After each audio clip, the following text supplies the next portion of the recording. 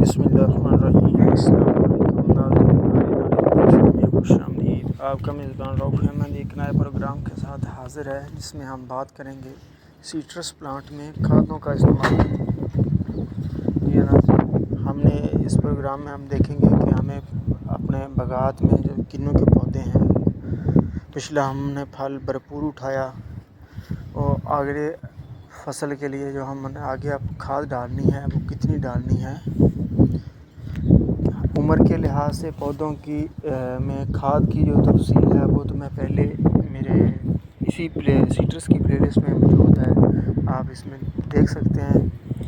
لیکن آج میں آپ کو اس کی اپلائی کو، یعنی ہم نے کھاد کو کس طرح سے اپلائی کرنا ہے، تو اس کے متعلق ہم آج تفصیل کے ساتھ بات کریں گے اور کون سی کھادیں ہم نے استعمال کرنی ہیں۔ سب سے پہلے کھادوں کے لیے جو ضروری بات آپ کے پاس استعمال کرنے سے پہلے آپ کے پاس علم ہونا چاہیے،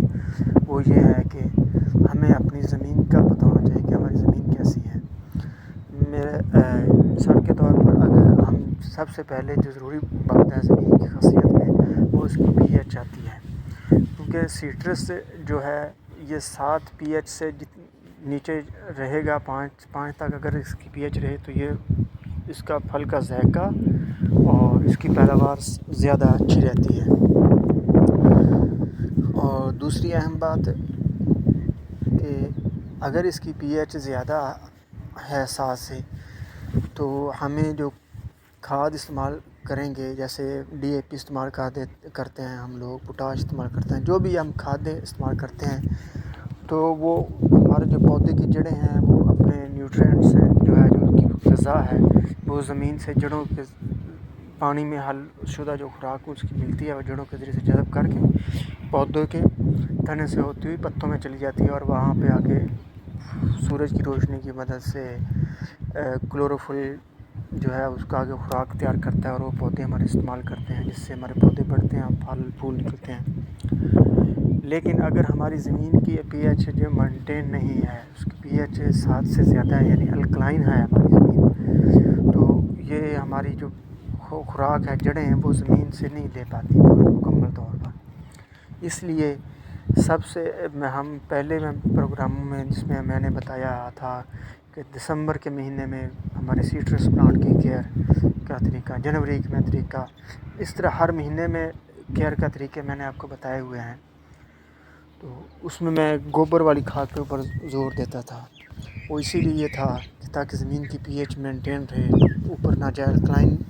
جو اس کی الکلائنی خاصیت ہے وہ ختم ہو سکے۔ تو سب سے پہلے ہم اس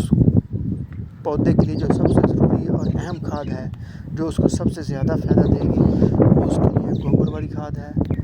اچھا، پتوں کے ذریعے سے کسی بھی قسم کی جو نیچرل آرگینک مٹیریل سے تیار کی ہے ہم نے وہ جو ابھی میں نے لاسٹ اسی سال میں نے آپ کو بتایا ہے کہ وہ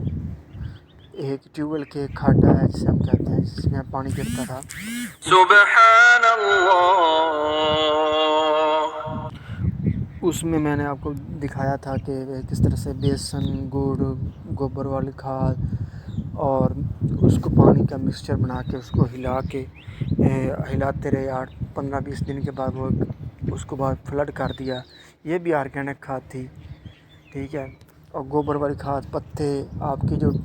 پروننگ کرتے ہیں، جو خشک ٹہنیاں کٹتی ہیں، اس کو بڑی بڑی کر کے زمین میں دفن کریں، آرگینک ملچنگ بنائیں تاکہ آپ کی زمین میں آرگینک میٹیریل بڑھیں، تو اس سے آپ کی زمین کی پی ایچ جو ہے مینٹین ہو جاتی ہے۔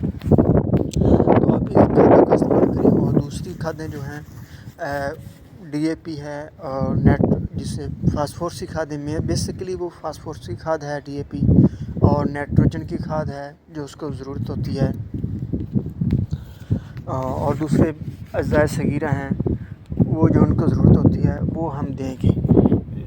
اور کتنی مقدار میں کتنا دینا ہے یہ آپ کو بتا دیں کہ تقریباً 5-6 سال کا جو ہمارا بالغ پودا ہے، اس کو 1 کلو گرام ہم فاسفورس، 2 کلو